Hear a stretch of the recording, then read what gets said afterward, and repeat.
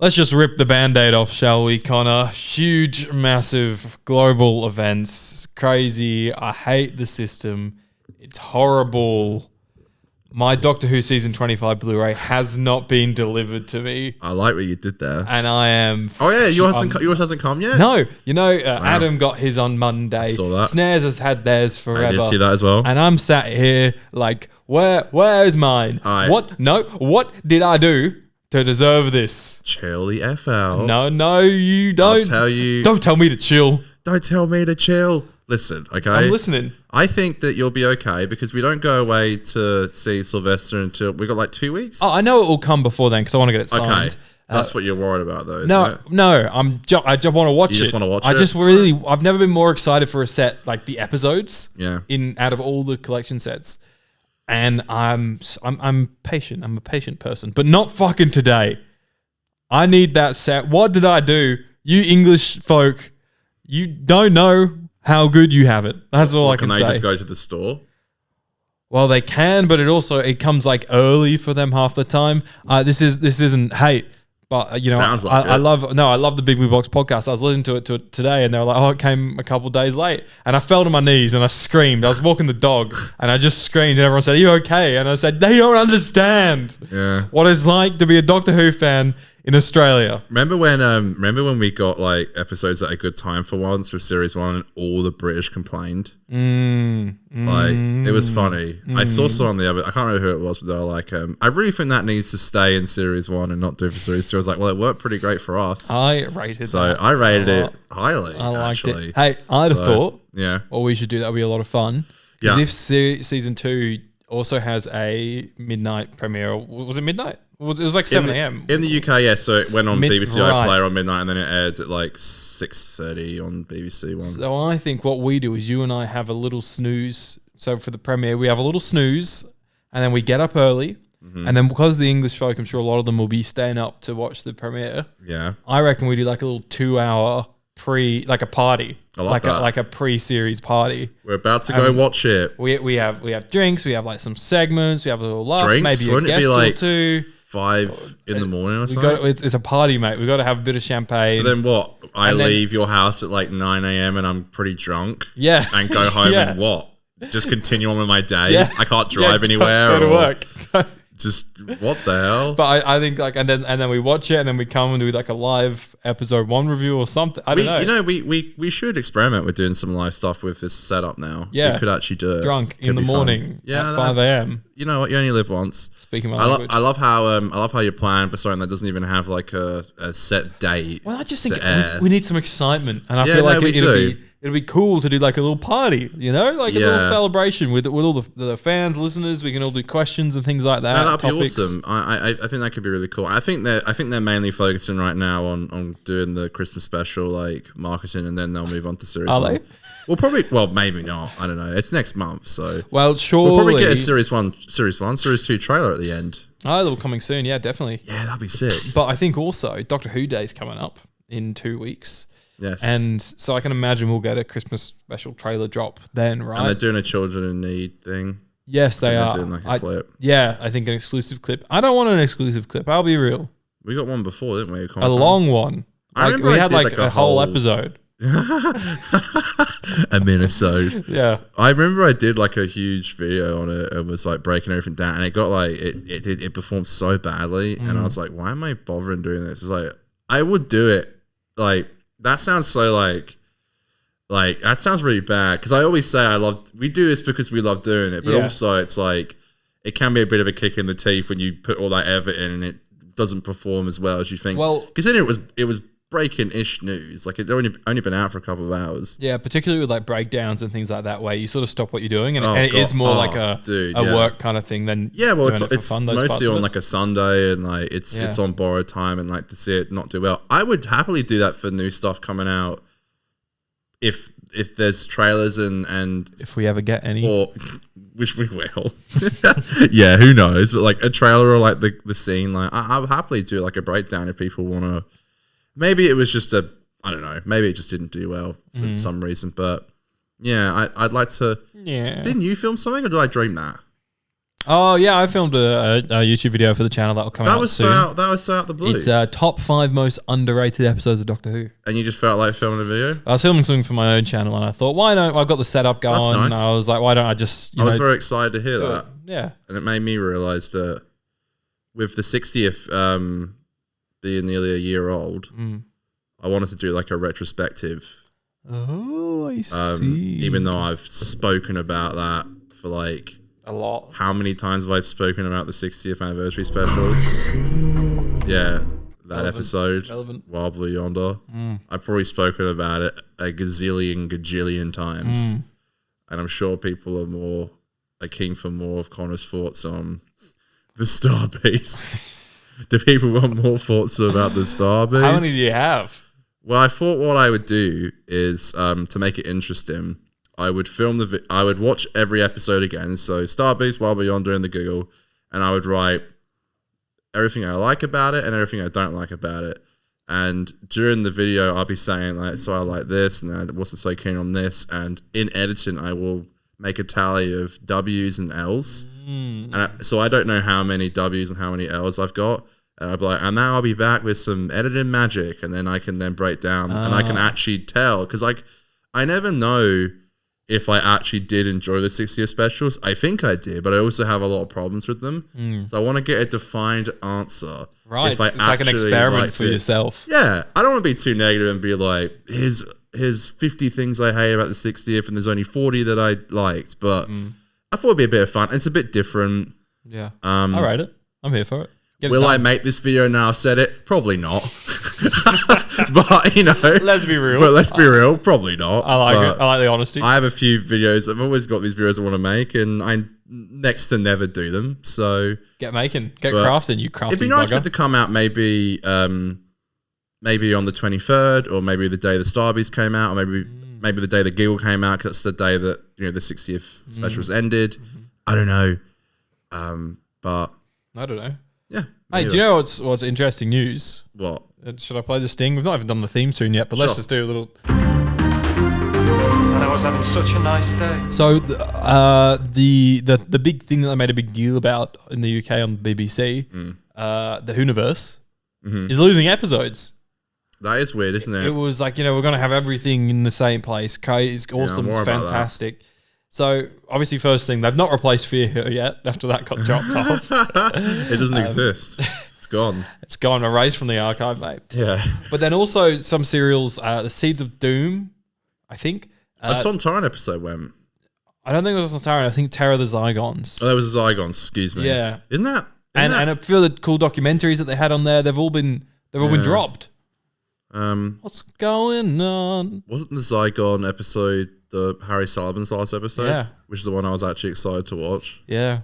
No, you never can. You never will. Well, this is what worries me a little bit, because I remember like pre-60th, like scouring the internet, like looking under rocks, I remember one time to watch Dragonfire.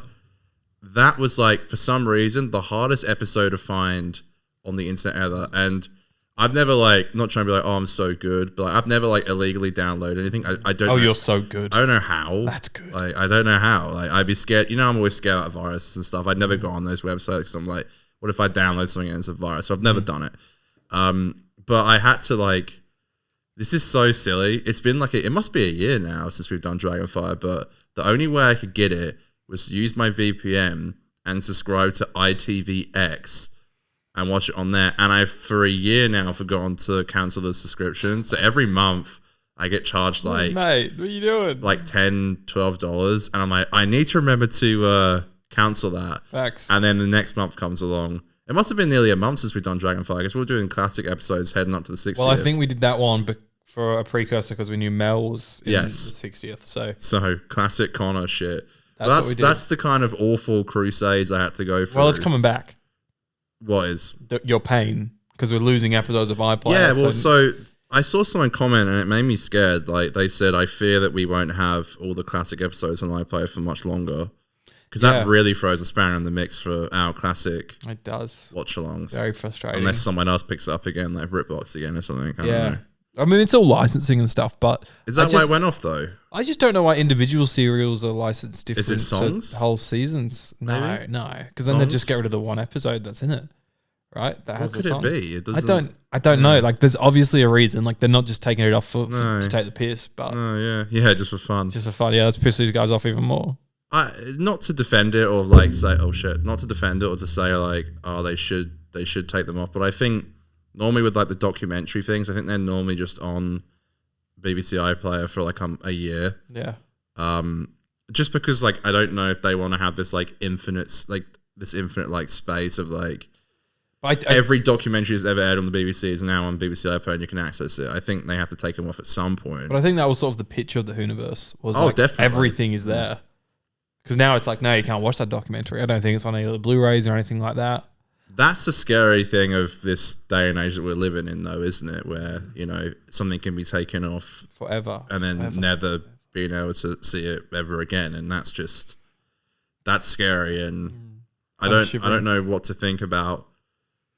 I've really been loving the access to, I think I pay like $20 a month for my VPN, and it's like super annoying, but that's the only way I can access it. But it's like, I definitely think it's a lot easier than what I had to do in the past. So I really hope it stays that way because dogging, if not. I mean, that would definitely throw a spanner in the mix for our show. Because then it got me nervous about our show because I'm like, well, we rely on the classic episodes to keep our show going quite a lot. So you think our show's going to be done? Well, nothing's impossible. Like, I'm sure I could find a way to watch the episodes, but like, it shouldn't have to be like rocket science to watch. For sure. The Daleks Master Plan, which I think is missing except for 2 episodes. I think that is... maybe that's a bad example. I think it is hard to watch that one, to be the honest, Ark in Connor. Space. There you go. I threw a random one out there. It shouldn't be impossible to watch it. But, yeah, that's sad. That is sad. Anyways, on a more positive note, we are the 50% Doctor Who podcast. We are here every Sunday talking about Doctor Who. So subscribe if you haven't already. Follow us on Twitter, on Instagram, @50Doctor, on TikTok, @50Doctor Who. We are in the lull period at the moment, but we have all sorts of cool stuff coming up. Very cool stuff coming out at the back end of the month. Some special pods and some special vlogs. We've been cooking. What is it? Not quite ready yet, but it's coming. Too sweet. Too rich. Needs a little bit more. I prefer a flan. If you like this nonsense, make sure you follow us wherever you are getting your podcasts. 50% podcast. So I'm guessing no AI Aidan this week? We're not going to do AI this week. I think we take a little busy? break. I think it's good to like do it for a that bit. comment got to you, didn't and it? then like and then like step away from it, and then we'll come to it again for a bit. You know, we don't want the formula of the show to get boring, right? So we'll be back with more. That a while ago. We'll be back with more AI Aidan soon. But today, speaking of formula, we're just going to do the review. So we're reviewing Once Upon a Time today. Redux, review. We need like a soundbite that's like Redux. We're taking you back in time. Once Upon time. Thank you. So we are re-reviewing the episodes that we reviewed after broadcast because this was initially a rewatch podcast, and so we're here now rewatching episodes that are still quite new. Today we're doing Once Upon a Time, which is the 3rd episode of Series 13, often known as Flux. It was first broadcast on BBC One on the 14th of November 2021, written by showrunner and executive producer Chris Chibnall and directed by... Jamie Magnus-Stone? Nope, Azur Salim, but nice try. I knew it wasn't him. I don't know why I said that. Yeah, I know he doesn't do this one. 2 directors for the whole series. Azur Salim. Adele Dazeem. The episode stars Jodie as 13, Mandip Gill and John Bishop as companions, Yaz and Dan. And it is the episode set on the Temple of Atropos. Yes. Continuing on from where episode 2 left off, right? Where massive cliffhanger. Huge. Swarm and Azur, they are there, and they have got Yaz and Vinda on the little podiums because they've ripped apart the little sort of godlike They have people. names, but it escapes me. It's Venturi or something? Something, mate. The Valori? Let me find out. No, that's the... Maury. Maury. The Maury. You're close. That's the Maury. essentially the Doctor jumps onto these like little plimps things, and all the companions jump on, and we almost get like a flashback episode, but in a really unique way that explores all the companions' past. Right? Unique's a good word. Was that a good summary? Because this thing didn't give me a summary of this episode, and it's a pretty hard one to summarize. I like that summary quite a lot, actually. Thanks, man. And I have one thing to say also that like I could tell last time we did a Flux episode, a Redarts review, where we spoke about the Sontaran, the War of the Sontarans. I could tell when I made this comment, Aidan's his face lit up, and he was like, "Oh, this is sometimes I wonder why I do this show still." But when Connor says stuff like this, it just gets me okay. What was the comment? It was my like, why does time exist when Gallifrey exists? And I stand by that still. Was this here when Gallifrey was around? I don't know. Exactly. I got no answers. No one can answer that for me. And I'm sorry, I'm not trying to be that guy who's like, well, actually. But I'm going to be that guy a little bit. This place that we literally only find out exists now. I think the idea is really cool. But it's like, was this... I thought what could have been really cool to be like, this place was set up after the fall of Arcadia, Gallifrey's second city. Sorry, I don't know why that hit me, but like, it started the fall of Gallifrey. And now they are the keepers of time. It doesn't make much sense. That's a negative out the way first, I suppose. Well, it's like I don't know. It's like when there's a shop called Hungry Jack's, and But it's then actually Burger King. and then you make a shop called Burger King, and they do the same thing. Well, Burger King was first. Well, they're owned by the same parent, I guess. The So same that's not the best capitalist. Analogy, really. It kind of makes sense. Back in the day, mate. Both Planet Time and Gallifrey's Burger King. Is that what you're That's trying what I'm to say? Yeah, Right. yeah. Back in 2021, mate, you gave Once Upon a Time an 8 and I gave it a 6.9. Interested to know how you feel about it on a rewatch. You gave it a 69? I did, Okay. actually, which was obviously a clever I'm joke. surprised you didn't like it. Well, back in the day. that's the thing. I remember quite liking it. And I think I did. I think I You're just having a meme. You do have your score sometimes. Sometimes I just like to take the piss with the scores, and maybe that was why. Anyways, Connor, how do you feel about it on rewatch, mate? Well, I do remember back in the day, like this was the episode that like kind of broke the streak, the Flux streak, because I saw so many people being like, "Oh, I was really enjoying Flux up to this point," but I completely disagree. I really disagree. I always liked it, and I think this was the first time where I think I don't want to say it's well written because it's like narratively it's like a complete mess, but I think there's some stuff in here that's actually really cool. I love episodes that do stuff like this. Yeah, the idea alone is The idea is really fun. Like, I'm not trying to say you should do this, but like if anyone was on any like psychedelics, like it could have been a cool episode to watch. It's like it's kind of like trippy and. Did you watch it? Like No, I watched it today in my bedroom in my underwear. I wasn't on psychedelics. I drove here. Crazy Connor. Yeah, well, How did I get here? well, I feel like I'm on the planet time, you know. I think it's just unique and good. I love the scenes where like characters having conversations with someone, and you know, like Vinder's talking to Yaz, but actually it's his commander in chief, but it's like flipping between their faces, but like Yaz is wearing like the costume and stuff, and the Doctor's doing it as well, and I think the one with Dan and Die was probably my favorite. Yeah, that's good. It's my kind of episode of Doctor Who. I like weird, wacky shit. What's I the always point of being have. alive? I love episodes like that kind of like break the formula a little bit and do something wacky. I think I was just very surprised to hear when the episode came out that a lot of people just really didn't like it. And I'm like, that's kind of like, okay, what about you? I don't think I was that surprised Mr. at the time. 6.9. 69, thanks. I don't think I was that surprised at the time that people didn't like it, because I could tell it was different and a bit VFX heavy and a little silly at times, like when they do close-ups of the Maury's faces and they're talking but the mouths aren't moving. Like It's a bit wanky. Yeah, I get that. A bit dumb. Yeah. Looks silly. And yeah, certain bits of the VFX look incredible, and then certain bits look a little bit ropey. When Jodie's like flying in the air, That's but so she's weird. in scenes, it's like I'm just imagining how they filmed it, and it's like kind of wacky. It's crazy. Crazy. But I really like this episode. yeah, it's such a unique way of doing backstory, and without it as well feeling like a classic TV show. Like this is the flashback episode, because having Vinda, for example, have to relive the massive turning point in his life is that got him exiled. Yeah, there's a line from him where he says, "Oh, please don't make me revisit this." Yeah, and that's like heartbreaking. It, heartbreaking to hear that, right? And the whole scene where he's where he's having that final confrontation, it's like, my God, that is so tough. And I almost feel like there's a cooler plot there where you could jump into that a little bit more, like being forced to relive things.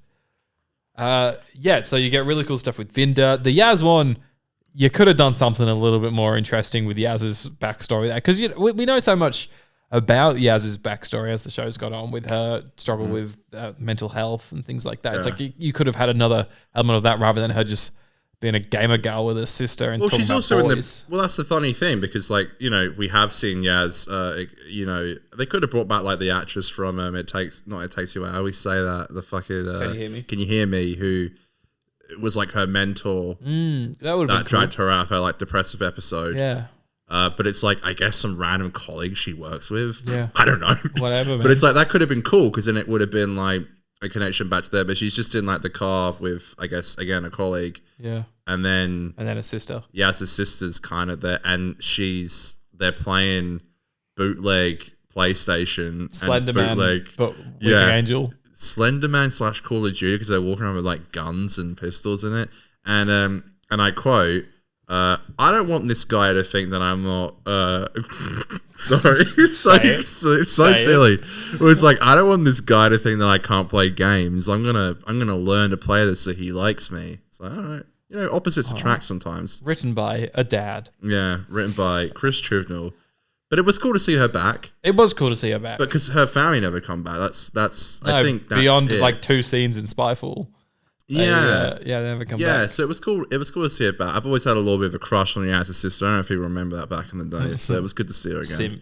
Simp. Sorry. Remember how she liked Ryan for a little bit? She's like, "Can I have his number?" Yeah. I was like, "Is she talking Does he about like Ryan? video games? Should I start playing video games? playing video games? I think Ryan says he's played FIFA before. So they play FIFA in that episode that I just got wrong. The It Takes You Away. Can You Hear Me? Can You Hear Me? They You play make FIFA. me get them wrong. Yeah, I'm sorry. Yeah. Anyway, so we also have Dan. Yes. Dan and Di, like you were saying. Love that. Those scenes are my favorite. It's cute. It's awesome giving Dan just a little bit more. Yes, because he mentions his like failed engagement. Yes, yeah, that was huge. And how he was with someone, and then she, which I completely forgot about. Yeah. She left him like a couple of days before they were supposed to get married. He's like a sad dog, isn't he? Yeah, but I like Dan. I like John Bishop more, I should say. But there was a really good line in the episode, which I don't know if this has been done before on TV, but Di was like, that sucked that happened to you, and he said that life moves on, and no one gets through life without getting a few no one gets through life without getting a few bruises, and I really like that line, and I think that's very true, because no one does go through life without having some like unfortunate things happen. Obviously, people have it worse sometimes, but everyone, no matter who you are, goes through life. We all walk into a pole every now and then and get a bruise. Yeah, I've done that once. Poles. Yeah. Classic. Whatever that one's. Dot and bubble. Dot and bub. Yeah. Poles. Politics. We also have the Doctor's flashback, which is really cool. On the Temple of the fugitive Doctor in it. It's crazy. It's a really cool. I think back in the day, because it was like, yo. It would have been way cooler if they'd sort of maybe flipped it, or I don't know. It would have been cool to have more Joe. Yeah, she's not in it a lot. No, it's just like reflection shots. It would have been cooler, I think, to have maybe reverse that or something where you have her Joe and then Jodie would be in the reflection. Yeah, I don't know how that would work, like story wise, but I just think you got such a great actor that everyone loved as well immediately. Yeah, I think it's a shame that they just never really did anything with her. If I'm not mistaken, doesn't she not come back to power? Yeah, this is her last thing to. Oh, she's got. No, is she in Fox a little bit more? I don't think she. I don't think she is. No, I don't think she is. I don't think she comes back in Fox. Because that's the thing. Chibnall used her very sparingly, and I think like watching it back now, it's like with perspective and stuff. It's like, you know, I think why I was so surprised back in the day to see her in it was because, you know, Chibnall has been known to do plot lines and then just leave them and not address them again. And I was maybe considering maybe we wouldn't see her again. I guess there is something cool about seeing her so sparingly. But again, the costume instantly always just pulls me in. Yep. I love that costume so much. It's goated. And I think she's great as well. And also like just the pure pain of never really getting much further. I know I saw someone the other day being like, I guess maybe she's in some TV show at the moment because she's been doing press, Joe Martin. And she said that she has met Shooty before, and the next day she says she hasn't met any doctors. So this could be a load of absolute baloney, but it would be cool to eventually down the road have something with that. But apparently she was also, and this is a grain of salt, guys. I'm not even playing the news sting here. If you're scared of spoilers, this isn't. It's like me saying I'm in Australia at the same time as a movie is being shot in Australia. which is probably true. Apparently she was also in Wales when they were filming season 2. Okay. So who knows? That would be awesome. And I think, you know, Russell's definitely he's a big fan of Flux. I think we all know that. Yeah. It destroyed half the universe because of me. You know, okay. Yeah. But it would be, I want to see her back. It feels a little weird right now to imagine her coming back in season 2 of this like new era. But anyways, Hang on. That's me. That's me. Because she isn't very nice to Jodie's doctor. Even in this episode, she's like, "Who the hell are you?" Like, she's not very like welcoming, which I always love, by the way, because because you're like that. No, that's not what I was going to say. You twat. I've been dying since Capaldi a sharp doctor, Colin Baker-esque, and haven't got it. So to see that being done with her doctor, you're like, and now get the hell off my shit. If she says that in future, I'm like, where has this been? This is what I would have loved to have seen. Cool. So a surprise to be sure, but a welcomed one. Well, a really cool thing about this episode as well, right, is it was shot during COVID. Facts. But she's obviously got a few companions with her invading the Temple of Atropos.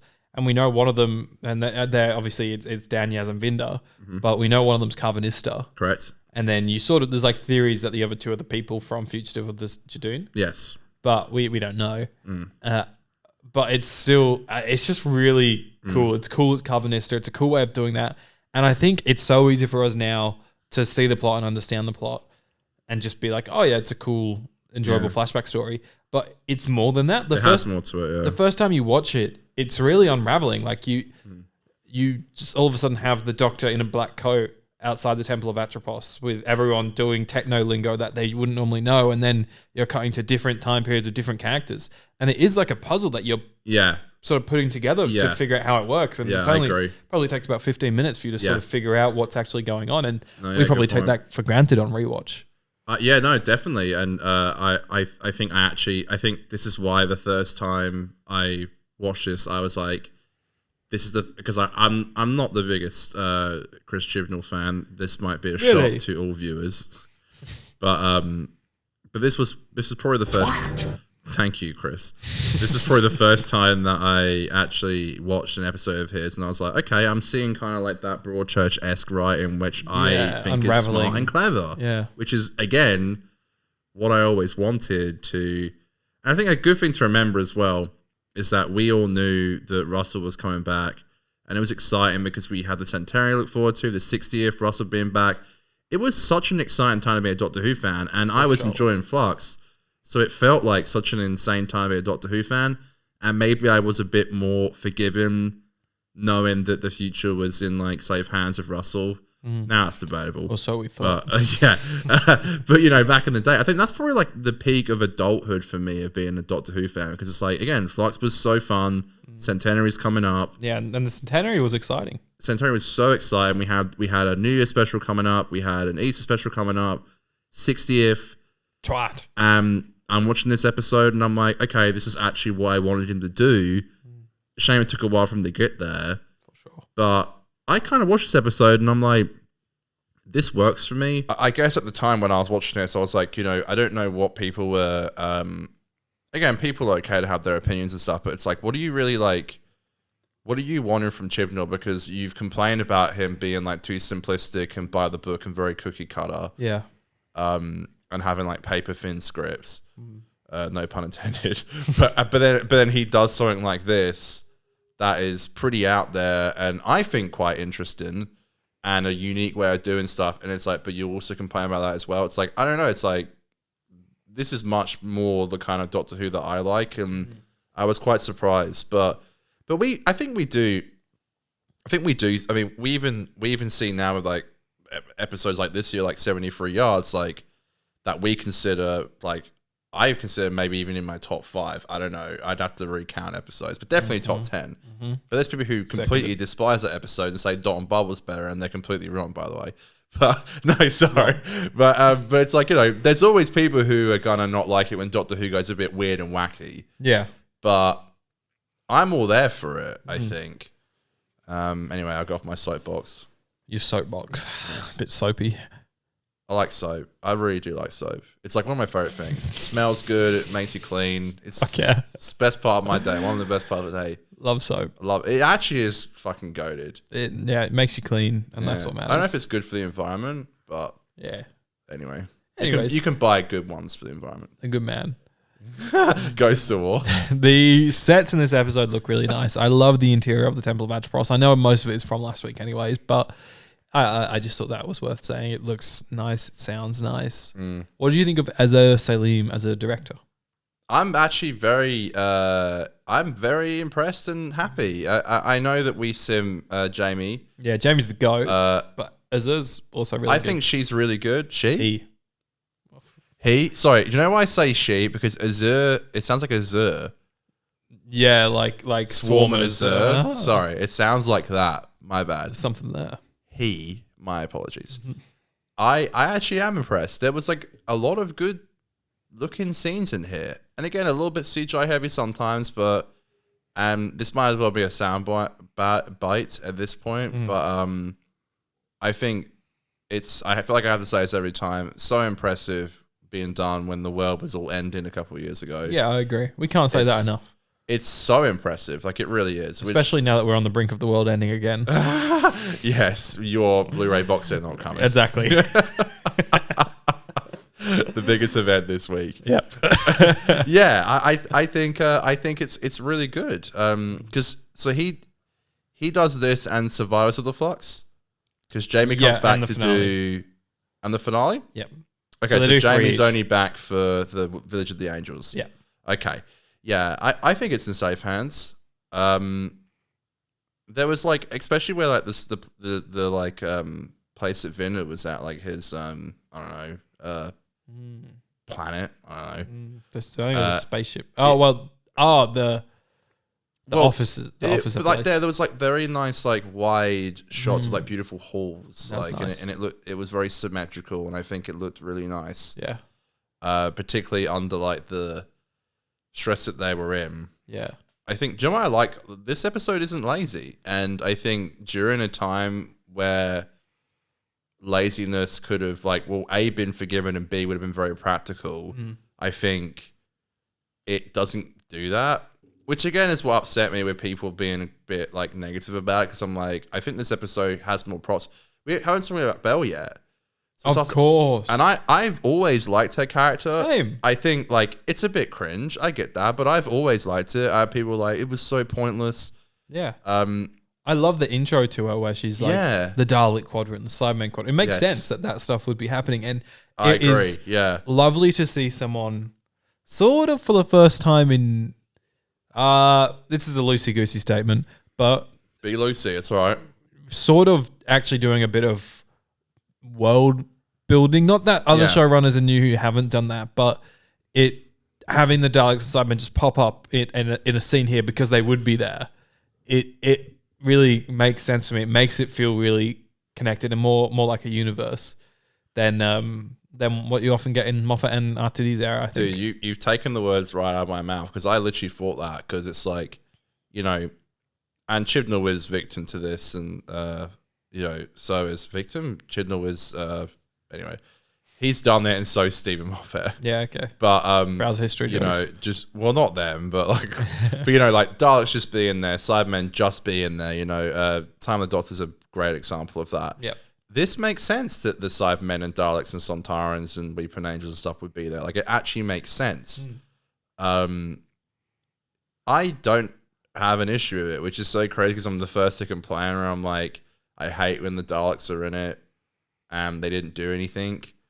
The Daleks play more at the end of Flux, I believe, but it's like, it makes sense that Daleks would be there and all that. And yeah, I'm there for it. I really like her like monologues. I guess like I saw some dumbasses online being like, she was doing that monologue about the Doctor and I was so disappointed at the end when it wasn't about her. It's like, are you stupid or something? Like, I don't know if people thought that, but or how people thought that, but when it connected at the end with Vinda, I thought it was actually kind of really cute and sweet. The scene where it fades between the it's two. Really of them. nice. It's really nice. It's framed really nice for that. It actually is, and your yet to be unborn child. Great, what a line! Best written line of such a great line, so good. And I love it so much. My as yet unborn child. But I think considering I like this actress, she was in Sex Ed Series 4 and she was really good in that as well. Yeah. And I think she, for like a young actress, I think she does really well. Like, she's just in scenes by herself. Yeah. I mean, she's fighting Cybermen, but that's just a bloke in a costume. So yeah, but I do love Cybermen are like the enemy of love, but she's like the protagonist of love, the hero of love. Yeah, it's like, what is your mission? It's like love. It's like, love is not a mission. That is an emotion. It's Emotions very not a mission. It's very rose coded from Starbase from The Last Jedi. Yes. In like the we don't fight with weapons, we fight with love, or whatever it is she says. It's kind of like very that ended well. Rose-esque, yeah. But this is cool. I like her. Let me put my necklace on that my sister gave me.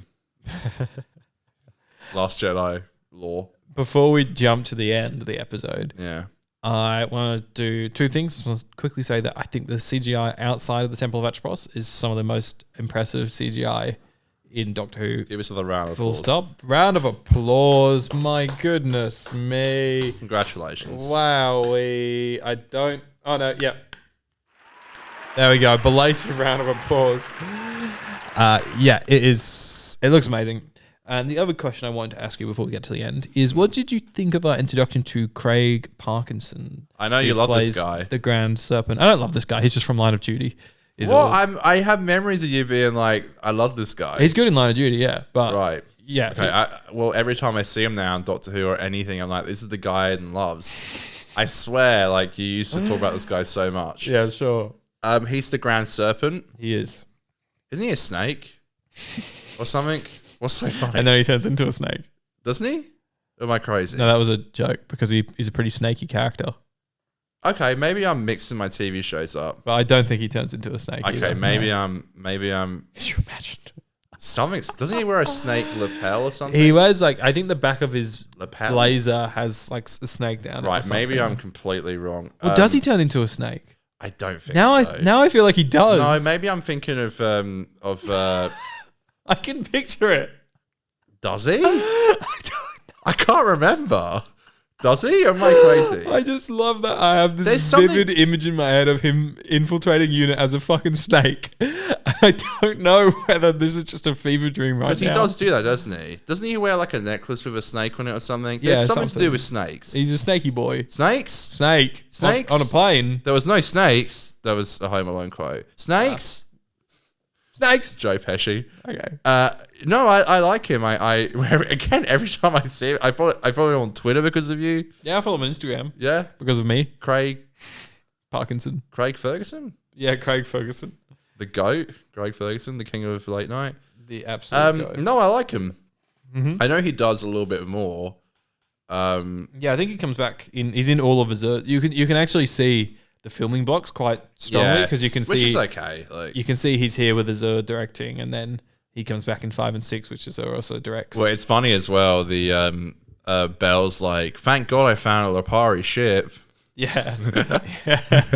Thank God we had this old Thank set. God this set was. lying around. I can I can let it go because of it's so weird it's so strange letting it go because of COVID. It's like once in like a generation, once in a lifetime thing where like you can give something a little bit of slack because of a world-ending event. It's okay, and it's a nice set as well. I'm happy for them to. It's like it would make sense that they'd have the same layout for sure. Okay, Yeah. I'm gonna say it's okay. It works for me. It works for me, and so does this episode, Aidan. Yeah, baby. Because at the end we do two big things. We see old Swarm in the past with the chunker face. I prefer that look. I like both. They're both cool. More intimidating. It is a bit more intimidating. Terrain. And the fugitive doctor saves the day by having the Maori in the passenger, and that's how they take back over the temple. Yes. And in present day, they bring out the passenger. So there's a little bit of parallel there, which is kind of cool. The passenger? The passenger, yeah. By you only by need the Iggy Pop. light when it's burning low. Passenger. Yeah. I'm the passenger. Iggy Pop. Yeah. Anyways, when Iggy Pop comes out, he has Diane. Save the day. He has Diane. Sorry, Di. I'm watching BoJack at the moment, so I said Diane. Diane, yeah. Is Di short for Diane? Yeah, I think so. Yeah, we have someone in my family called Di. I think her name's Diane. Well, Di rocks up, but she's a big hologram because she is captured inside of the passenger, and we find out that the passenger is what captured her. Yeah. In episode 1. Yeah, it's a bit of a trick to get good old Dan Lewis to lose his cool. He's getting all riled up. I do appreciate, I think something I can appreciate about Jodie's Doctor finally that I feel like she's at the end of her she's at the end of her tether. Yeah. So fuck this. She's like, I think you can really tell she's about to regenerate or at least gonna soon, because she's really at the end of her tether, because she's like snapping at you. She yells at Dan. She's like, you do not understand what's going on here. I do. Do not attempt to save her. I'm like, okay, this is what I wanted. I'd be pretty fucked off if half the universe had been destroyed as well. Obviously, Tay in. Oh, yeah. Because she says it happened because of you. And again, it's been so long since I've watched Flux. I'm like, okay, this makes more sense to the line of Wild Beyonder now, because he says half the universe got destroyed because of me. Yeah. And every time I watch the episode, I'm like, was it? I can't remember. Yeah, because Tecton designed the flux. Right. It wasn't, it was like, it was man-made. Yeah. It wasn't just So again, I think what's so cool about watching Flux is that it actually does have consequences for the latest episodes, really. Yes, and I actually generally think that's pretty cool, because this is a really big event that, again, if episode 6 ended and it was like, and everyone went home and, and tea at Yaz's. Yeah, tea at Yaz's. Yeah, it's like, and the universe, it went back to normal. And I really do appreciate that it actually does have some consequences rather than not. I agree. So props to Russell for that. Big props. Yeah. So yeah, like you said, Jodie's 13 snaps at Yaz, and she's like, "Why can't you just tell us these things?" And she's like, "Does everything have to be a conversation?" Yeah. You fucking idiot. Also, I'm socially awkward. Doc, calm down. Come on. There's no need for that. We're Fuck all off, stressed. Fuck off, Dan. My dog's stuck in fucking Costa. I was being Vin because I was down like, but Doc, I'm pissed off about Di. Every time you say die, I just want to use the Chris Eccleston soundbite. Yeah. The soundbite that we only bring out on special occasions. Yeah, in very particular occasions. I think the bigger the show gets, the more that might get us demonetized. The less that we use that soundbite, I think, is what happens. Anyways, they're like, we'll give Vindy a lift home. Is this a Type 40 TARDIS? I didn't know these things existed. Yeah. How do you know it's a TARDIS? Is it because it's big on the inside? Yeah, I think he knows his tech Lots stuff. of things are bigger on the inside. That's so... I didn't mean it like that. I'm sorry. You dirty pig. I didn't Wash mean your it like hands, that. you dirty pig. But lots of things must be bigger on the inside. Lots of planets have a north. Brilliant. Yeah, they come. Rinder like comes in through Rose. the floor and all that kind of thing, and they take him to a very, once again, like CGI VFX heavy planet, but it looks really nice. Is this your planet? It's like overly purple and stuff, but there's like a cool vibe going on. Don't go after her, mate. It's a lost cause. Don't do it. And then Did I say that to you about Die? No, I didn't. Fuck off.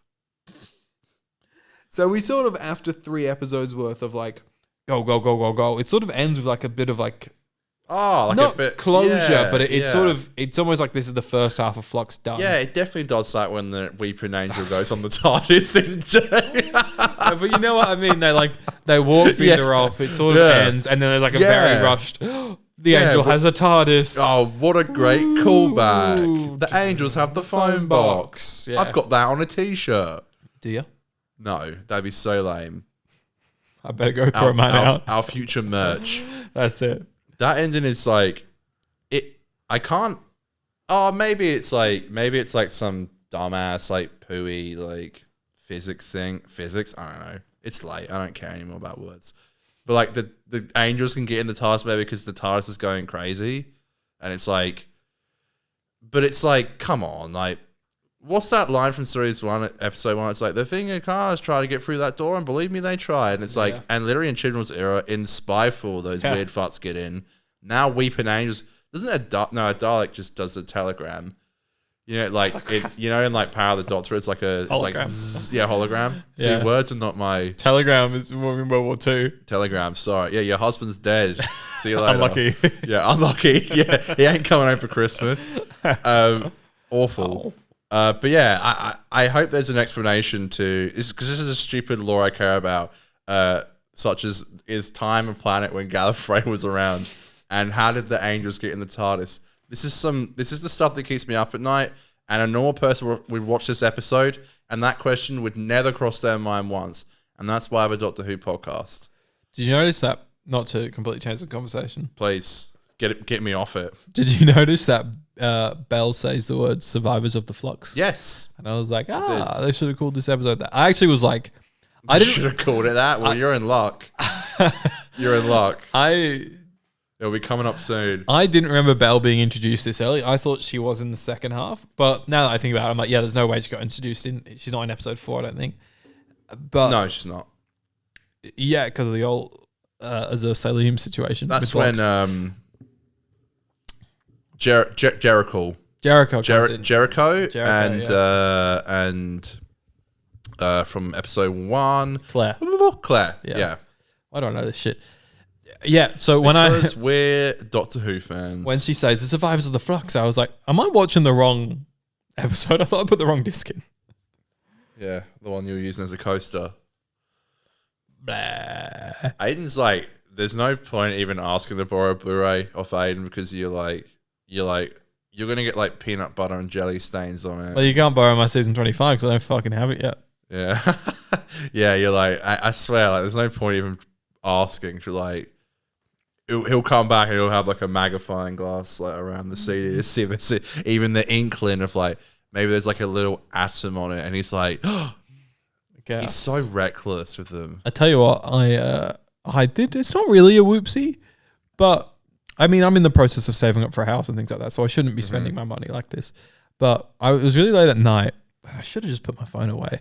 But every now and then I have a little Classic check mistake. because I wouldn't mind replacing my season 5 to 7 with the steelbooks, but they're very expensive. Yeah. So, but every now and then I have a look, just see if maybe there's like someone's put one up for a quick bargain, and I just quickly jump on and get it. And there's series 5 and series 6 on steelbook. How much? For I think like $100 or something with postage, or maybe just over with postage. $100 each. Yeah. Okay. Which is very good price for what they are. Yeah, online. very good. They're like 250 to 300 at the lowest, to be honest. So I was like, I'll just put on a bid. I'll do both. I was like, probably only should buy one at this point in my life, but I'll put a bid because I'll most likely get outbid on one of them. But there's like 2 days left of the bid now. This was like 4 days ago, and they're still mine. So we'll see. And this pod will drop after. So don't go thinking you can steal my bids, fuckers. What? So you have to get 1 and 2 then? I need to get 7. So you have series 1 and 2 on Steelbook? No, I don't have one to the specials, but I don't really care about that. Didn't you say series 3 and 4? No, 5 and 6. Am I lost it tonight? You're losing it. Because I started getting the steelbooks from the 50th. Right. And mainly because the Van Gogh art on the Series 5 steelbooks looks so nice. I really want that. But then I can't just have that and then not have 6 and 7. So I'll do that. It's sort of my plan. Yeah. Would you ever get the 1 to 4? No, it'll cost too much, especially because like season 1's like $1,000 if you want that. Didn't they do like a 4K release of Series 1? No. It was like a remaster of the remaster of. Yeah, there's a little box set. I'd be up for maybe getting on discount on sale.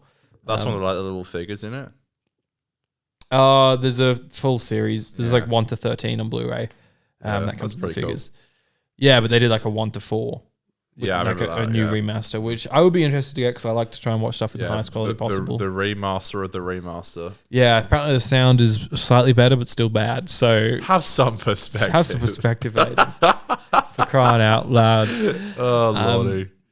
Okay, so next week we are... We're going to do our scores? We will in a sec, yeah. Okay. I'm just giving a teaser. Oh, I thought you forgot, Aidan. I'm so sorry. Next week we are breaking the system a little bit, and we are going to do Sarah Jane Adventures next week to round off season 2 and round off our Sarah Jane coverage of the year, I suppose.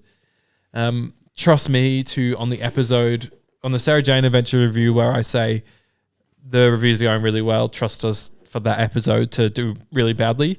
So hopefully you guys tune in for the finale. Record low views, by the way. The Brigadiers in it and all that things and all that stuff. And so we will we'll make it a fun episode. So make sure you tune in for that one, folks. Connor, what will you give Once Upon a Time out of 10 in your Redux review? Once Upon a Time? Mm-hmm. 8 out of 10. 8? You think this is better than last week? 7.5. So you're giving it a 7.5? Yes. So you think it's the same? Maybe that's too high. You think it's the same as last week? Yeah. Well, I would. I'm going to stick consistent here because I gave Halloween and Suntarans both 7.5s. I'm going to give Once Upon a Time 7.5 as well. But they're all different. Like all of them's flaws are slightly different. Like they're all... It's just like consistently like, yeah, this is good for now. Until what? Because you don't like the last couple? Last 2, I think it falls off a cliff pretty quick. Right. I was never a big fan of next week's, and I remember everyone loving it. Yeah, everyone loved next week's, but it is good, I think. Because I was like, oh... Actually, to be fair, it'll be cool to watch next week onwards because I haven't watched those episodes in years. I remember when we finished doing the rewatch, I was like, I'm going to continue to go through all of Flux and Eve, Legend of Sea Devils, and Power of the Doctor before we get to the 6-year specials because like I'd done the 4 rewatch and I got up to probably like halfway through this episode that we just did. So I haven't watched the last 3 in like years, so I'm excited for that. I'm so excited for Power of the Doctor when we get there. Oh, that would be so... Yeah, that's always just like such fun. That's like a good popcorn like absolutely episode. Yeah. All right, guys, that's our show. Make sure you buy your tickets to Sirens of Audio events with Sylvester McCoy. We'll be there meet us. We'll be there in Brisbane. You can come say g'day, but let's give a good show. Let's give a good Aussie g'day to Sylvester when he rocks up. When he walks on stage, we all need to yell, "G'day, Sylvester!" Make it happen. It has a venue now, doesn't it? It does have a venue now. Yoo-hoo. Good day, Sylvester. G'day. Thank you, guys. It's Aidan and Connor's podcast. We're doing Doctor Who reviews on a Thursday. Doing Doctor Who reviews. Also, there's a stupid man running the US. That's what I was going to say. Oh, that. Well, he will be. Do you mean Biden right now? Because he's running it right now. I mean, whatever man's responsible for my season 25 Blu-ray not being on my doorstep. Yeah, that's what I'm Joe about. Biden's fault.